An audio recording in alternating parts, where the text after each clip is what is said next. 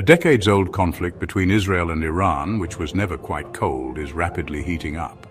In the days since the first Israeli attacks against the Iranian nuclear program and military leadership, more than 200 people have been killed in Iran, and at least 24 have died in Israel. The escalating war raises all sorts of questions, from military mechanics to humanitarian efforts, Washington diplomacy, and the global energy supply.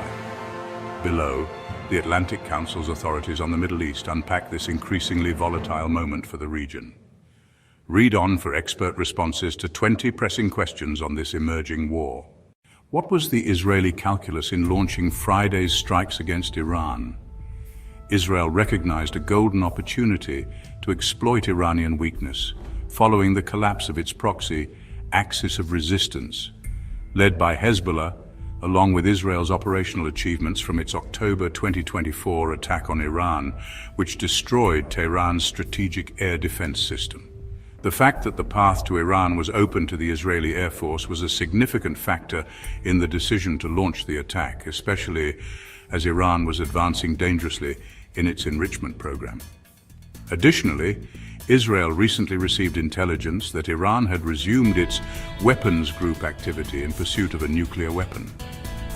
The combination of a country on the verge of military enrichment and an active weapons group was too dangerous in the eyes of Israel, which sought to exploit the operational window of opportunity and attack Iran as soon as it received the green light from US President Donald Trump.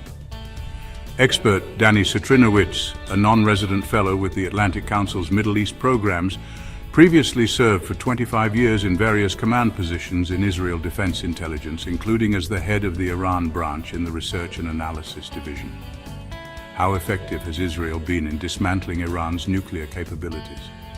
The objective of the Israeli operation was not defined as the complete destruction of Iran's nuclear program. Even before its Friday attack, it was clear that Israel has a relatively limited ability to destroy nuclear capabilities without active participation from the United States.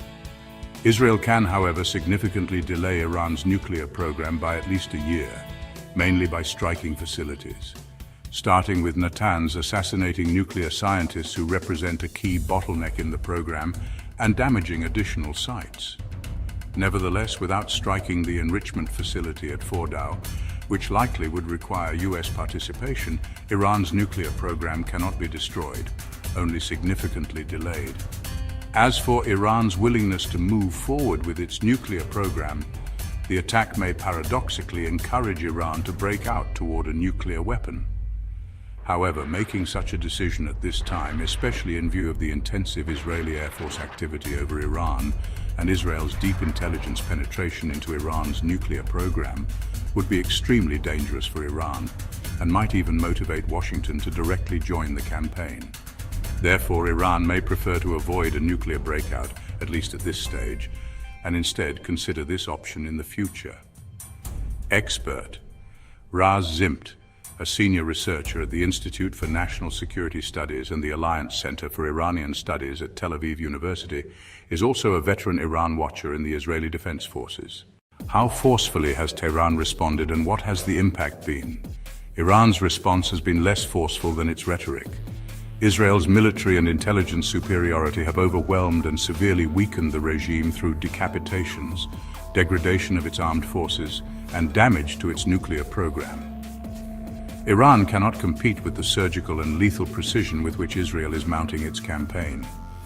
Israel's leadership likely factored in the damage to the home front when making the decision to strike Iran so aggressively, which speaks to the confidence the Israeli defense establishment has in its ability to manage and counter Iranian retaliation. The primary concern is the prospect of Tehran activating contingency operations targeting Israeli and Jewish interests abroad via terrorism. Iran may also consider targeting the energy interests of US partners in the Arab world as a means of extracting economic pain for these Israeli attacks. Tehran may likewise turn to cyber attacks against critical infrastructure. However, Iran will face supply constraints, and we're already seeing missiles being lobbed at Israel in more limited quantities, likely to preserve capacity. Expert Jason M. Brodsky, Policy Director of United Against Nuclear Iran. What are the environmental and health concerns from attacks on nuclear facilities? Attacks on nuclear facilities carry the grave threat of significant impacts on health and the environment. In its June 13th statement following Israel's launch of strikes on Iran, the International Atomic Energy Agency noted that the competent Iranian authorities have confirmed that the Natanz enrichment site has been impacted and that there are no elevated radiation levels. On June 14th, the IAEA said there was also no change in off-site radiation at the 𝒂𝒊𝒐𝒂𝒂𝒏𝒂 site, where 4 buildings, including a uranium conversion facility and a fuel plate fabrication plant, had been hit in the attacks from Israel. Expert Jennifer T. Gordon, director of the Nuclear Energy Policy Initiative. How has the IAEA responded, and are there restrictions around striking nuclear facilities under international law? The IAEA has responded to Israel's attacks on Iranian nuclear sites by reiterating its stance that nuclear facilities must never be attacked regardless of the context or circumstances. The IAEA's General Conference has published resolutions noting that any armed attack on and threat against nuclear facilities devoted to peaceful purposes constitutes a violation of the principles of the United Nations Charter, international law, and the statute of the agency. Whether Iran's nuclear facilities were devoted solely to peaceful use is unclear, but regardless, attacks against any type of nuclear facility set a dangerous precedent and make it increasingly difficult to pull back from conflict. How aligned or not are Washington and Jerusalem? Trump's administration and Israeli Prime Minister Benjamin Netanyahu's government are closely aligned on goals but less aligned on means. They both share the goals of wanting to prevent the Islamic Republic from ever having a nuclear weapon. They share the goal of Hamas being permanently removed from power in Gaza, and for Hezbollah to have far less power in Lebanon than it does now. On means, Trump wanted to avoid war. He wants to be a peace-through-strength president, and he has people talking in one ear about supporting Israel and the other about staying clear of Middle East wars. Netanyahu sees a narrow window to eliminate the Iranian nuclear threat and does not believe that the Iranian regime will ever agree to the kind of deal Trump wants. For Netanyahu, war now was the only option. The other important dynamic is that both Trump and Netanyahu believe they have a unique destiny to lead their nations at this hour. But both leaders face a public that is deeply divided about the wisdom of their policy choices. Both are gamblers and will double down when they are convinced they are right. It is inconceivable, therefore, that Trump would ever pressure Netanyahu to end the war, short of what it will take to assure Israel's security.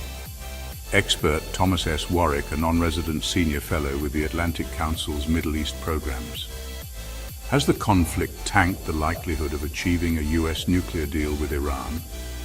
The nuclear negotiations between the United States and Iran seem to have reached an impasse prior to the launch of Israeli strikes, with Washington insisting that Iran must give up enrichment and Tehran, including Supreme Leader Ali Khamenei, insisting that Iran would never give this up. The breadth of Israeli military strikes against Iran, spanning key parts of its nuclear infrastructure, senior military officials and nuclear scientists, ballistic missile stockpiles, and more recently energy infrastructure, probably are read in Iran as aimed at regime change and make it more likely that Tehran will consider a nuclear breakout rather than a compromise in negotiations. That said, Iran may believe it can exploit Trump's public calls for an end to the fighting and a return to the negotiating table by hinting at concessions that would get the United States to press Israel to stand down, at least temporarily. So, a nuclear deal seems remote, but an Iranian negotiating ploy to try to ensure regime survival could be in the cards. Expert Alan Pino, a former U.S. National Intelligence Officer for the Near East, has Washington's force posture in the Middle East shifted since Friday? And what does this tell us about potential U.S. involvement? Since Thursday, the Pentagon has approved significant force posture changes for U.S. Central Command. These changes include a large deployment of KC-135, KC-46 aerial refueling tankers. Depending on the numbers of tankers involved, this could be one of the largest peacetime tanker movements in history. The USS Harry S. Truman Carrier Strike Group's deployment was extended in the Middle East. Also, the USS Carl Vinson Carrier Strike Group is moving to the CENTCOM region for overlapping carrier presence. European Command has the USS Thomas Hudner repositioned in the Eastern Mediterranean to contribute air defense support to Israel. these publicly observable movements may not be the only force posture additions in the Middle East. What these changes portend is that the United States is giving itself flexible military options. This means that Washington can contribute to Israel's operational tempo of attacks through air-to-air refueling. The United States can also increase its ability to respond through any ground-based U.S. Air Force fighters, as well as the aircraft from 2 carrier strike groups. Finally, this means the United States is increasing its defensive presence to contribute to the air defense of Israel. Expert Daniel E. Mouton served on the National Security Council as the Director for Defense and Political Military Policy for the Middle East and North Africa. What does the response of Iran's regional proxies tell us? Iran's regional proxies have been significantly weakened. Hamas has been decimated. Hezbollah has been badly degraded to the point where there have been public reports about its wariness of getting drawn into this conflict between Israel and Iran. Bashar al-Assad's regime in Syria is gone. The Houthis retain a capability to strike Israel but are not a strategic threat. The Iraqi Shiite militias also have resources, but the Islamic Republic's proxy and partner network is a shell of its former self. Expert Jason M. Brodsky. How could this impact Palestinians in Gaza? The prevalent fear in Gaza is that an Israel-Iran war will distract from the already significantly dimmed light on the ongoing starvation and slaughter of civilians in the Palestinian enclave. There is also concern that war may lead to even more impunity and an escalation of Israeli bombardment in Gaza. Some people in Gaza that I've spoken with are terrified at the level of chaos the Iran strikes could bring, namely the potential of this conflict spreading further across the region such that it will result in an even more prolonged war inside Gaza. However, some believe, or maybe hope, that this will help at least end this phase of the nightmare, although they don't really know exactly what an end looks like. Expert Arwa Damon, a non-resident senior fellow at the Atlantic Council's Rafik Hariri Center for the Middle East and president and founder of the International Network for Aid, Relief and Assistance. 1. Could this war benefit or harm Russia, and how is Moscow navigating both sides? Russia could potentially benefit from the Israel-Iran conflict by US attention and support being redirected from Ukraine to Israel, and by the rise in oil prices, which provide Moscow with greater resources to fund its war against Ukraine. If the Israel-Iran conflict ends quickly, though, these benefits may not last long. The recent phone call between Trump and Russian President Vladimir Putin, in which both called for an end to the Israel-Iran conflict, also furthers Putin's aim of increasing Russian cooperation with Washington, despite the war in Ukraine continuing. But as some Russian commentators have noted, the Israel-Iran conflict also involves the risk of regime collapse in Iran.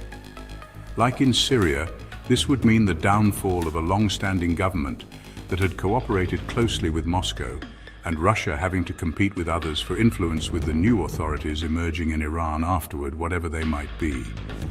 With Russia preoccupied by its war against Ukraine, however, Putin would not be in a strong position to do this. Thus, while the Israel-Iran conflict provides some benefits to Russia, it also poses serious risks for it as well. Putin's calls to end the Israel-Iran conflict through diplomatic means then undoubtedly reflect what he really wants to see happen. Yet even if the conflict does end through, as Putin wants, joint Russian-American mediation efforts, it could result in Iran being more cooperative with the United States than it has been in the past. Expert Mark N. Katz, a non-resident senior fellow at the Atlantic Council and a professor emeritus of government and politics at the George Mason University Shah School of Policy and Government. 1. Could this war benefit or harm China, and how is Beijing navigating both sides? China condemned Israel's attack and has called on both sides to de-escalate. Nevertheless, Beijing almost certainly sees an opportunity to promote itself as a responsible actor and even a potential mediator in the crisis. A wider regional conflict would raise China's risk-to-benefit calculus, as it would threaten its regional economic, namely energy interests. As such, China would welcome Washington reining in Israel and resuming talks with Iran. China will also be quick to amplify US failings, real or not, if the situation deteriorates as part of its broader campaign to undermine the United States' global position and influence. Expert Gabriel Gabo Alvarado a former non-resident senior fellow in the Atlantic Council's Global China Hub, currently works at Knessos. 1. What weapons have Israel and Iran deployed so far? From June 13th, 16.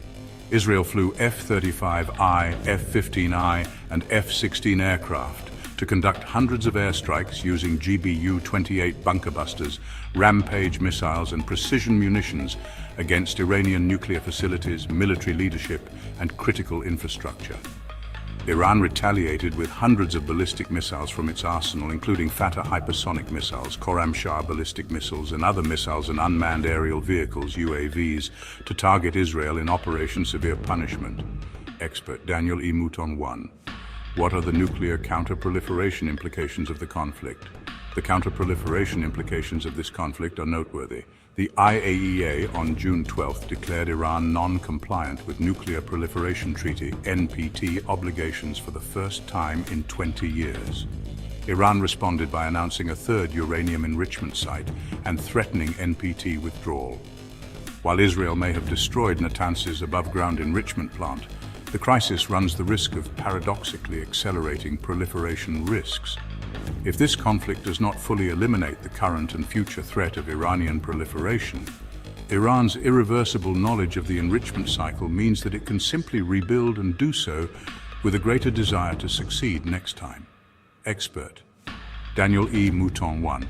What Iranian oil and gas facilities has Israel targeted, and does this have an impact on the wider fallout? Israel appears to have successfully hit 2 natural gas processing facilities in Phase 14 of the South Pars gas field, forcing Iran to suspend operations there. Iran's natural gas production is consumed domestically due to significant sanctions on exporting natural gas. Israeli strikes also hit a major fuel depot and an oil refinery near Tehran. These are significant hits because Iran's energy situation was already precarious, with parts of the country experiencing planned blackouts due to electricity shortages. Without consistent access to fuel, Iranians living in Tehran cannot evacuate. If Israel takes out additional domestic energy sites around Iran, the potential for the country to simply fall apart is very high. Without fuel, food cannot be transported to cities. Without electricity and running water, illness will proliferate and people will die. Israel has not gone after oil production facilities or Karg Island, where 90% of Iran's crude oil and condensate exports are loaded onto tankers. This leaves Iran's role in the global oil market relatively unchanged, keeping China satisfied and oil prices under control. If Israel does attack Iran's oil production or export sites, the entire paradigm will change. As senior official Javad Laryani recently said, if Iran's oil facilities are severely damaged, Tehran won't let any country in the region use its own oil. Expert Ellen R. Wald, a non-resident senior fellow with the Atlantic Council Global Energy Center and the president of Transversal Consulting. 1. What is the Strait of Hormuz and why does it matter if Tehran closes it? The Strait of Hormuz is a very narrow waterway that leads out of the Persian Gulf. Oil tankers loading oil from Iraq, Kuwait, Bahrain, Saudi Arabia, parts of the United Arab Emirates, Qatar and Iran must pass through this choke point to exit the Gulf. Approximately 20% of the world's seaborne crude oil exports travel through the Strait of Hormuz. It is very narrow, rocky, and only deep enough for oil tankers to navigate in certain places. The current traffic patterns for the strait have ships traveling through Iranian waters to enter and exit the Gulf. Iran may be able to block ships using ships and missiles launched from the shore, though this would only be temporary as the traffic pattern can be rerouted around Iranian waters. It would take some time, and there would be a period of dislocation during which oil prices would spike, but it could be done. However, Iran will only directly threaten the security of ships in the Persian Gulf if it has nothing to lose. Since Iran continues to export oil and condensate and needs to continue to do so to fund its operations, it is extremely unlikely that it will take action to hamper or halt any ship traffic into or out of the Persian Gulf. Expert Ellen R. Wald 1. What dynamics is the Iranian regime grappling with domestically, and how will this impact the conflict? At this stage, the Iranian regime appears to be maintaining its unity, resolve and stability, and is closing ranks in the face of an external threat. The anger of the Iranian public, whose hostility toward the regime is well known, has grown due to the authorities' failure to provide security and protect their people. Nevertheless, it seems that at this moment the public's attitude is influenced largely by images of civilians injured and damage to residential neighborhoods in Tehran from Israeli Air Force attacks. This could contribute, at least for now, to a strengthening of national solidarity and a rally around the flag effect. Nevertheless, the continued Israeli military efforts may, over time, weaken the regime's security, intelligence, and governmental structures, as well as its ability to deal with internal challenges, which could in the future pave the way for undermining its stability. Expert 𝒂𝙗𝒏𝙚𝒍. How is the Iranian public responding? The Iranian public's response varies. Regime supporters, now a small minority, are predictably outraged at Israel and support the Islamic Republic's retaliatory strikes. Most Iranians at this point oppose their regime and have little love for the Islamic Revolutionary Guard Corps, IRGC leaders, whom Israel killed. However, many Iranians are expressing sorrow for the innocent civilians killed in the Israeli strikes, particularly those who died when Israel struck residential apartment buildings in Tehran. For Iranians who lived through the Iran-Iraq War, 1980 to 1988, the strikes have also stirred up traumatic memories of bombs raining down on Tehran during that war. It's important to note that many Iranians, including those who oppose their government, have complicated feelings about the country's nuclear program. Many feel that Iran has a right, like any other country, to have a nuclear program for energy purposes. Yet the idea of developing a nuclear weapon is controversial, with many opposing nuclear weapons for various reasons. The Iranian people also overwhelmingly do not want war. The majority at this point want to see the end of the Islamic Republic and its replacement with a democratic system grounded in human rights and peace. Mostly, the Iranian public expresses anger at their government for the current situation. They've pointed out how there was no warning from the government, no air raid sirens or any other alert before the Israeli strikes hit. Instead, the strikes hit residential buildings in the early hours of the morning as the people inside slept, oblivious to the danger headed toward them. The public is angry but not surprised that the Islamic Republic did not protect its own people.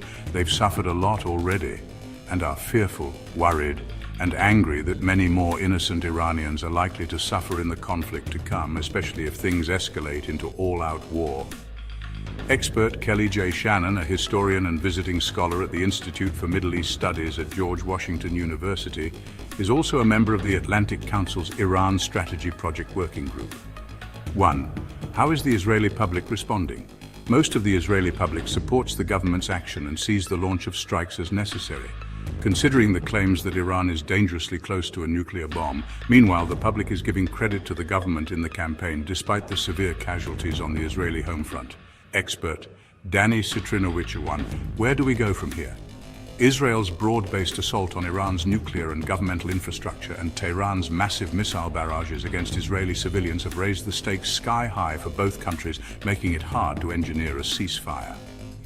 Israeli officials continue to say that they have many more targets to strike as they broaden their campaign beyond nuclear installations, top military officials, ballistic missile launch pads and stockpiles to Iran's energy infrastructure and government buildings in Tehran. When asked by an interviewer if Israel is seeking regime change in Iran, Netanyahu said that regime change could be the result of Israel's actions because the Iran regime is very weak. Israel, at a minimum, wants to do enough damage to Iran's nuclear program that Tehran cannot reconstitute it for the foreseeable future or race to get a nuclear weapon. Iranian leaders seem to calculate they must continue to show they can inflict punishment on Israel or risk further losing credibility in the eyes of Iranians, and perhaps face significant unrest from their population, many of whom have turned against the ruling clerics. Trump may be the wild card here, depending on whether he wants to let the two sides fight it out, or if he decides to press Israel to wind down its attacks and Iran to return to nuclear negotiations. Given that a nuclear deal in which Iran gives up enrichment is unlikely, even if a temporary halt to the fighting is achieved, Israel will keep Iran in its crosshairs, and conflict between the two countries will dominate Trump's Middle East agenda for the foreseeable future. Expert Jason M. Brodsky. This detailed exploration provides insights into the multifaceted dimensions of the Israel-Iran conflict, offering a comprehensive understanding of the current geopolitical landscape.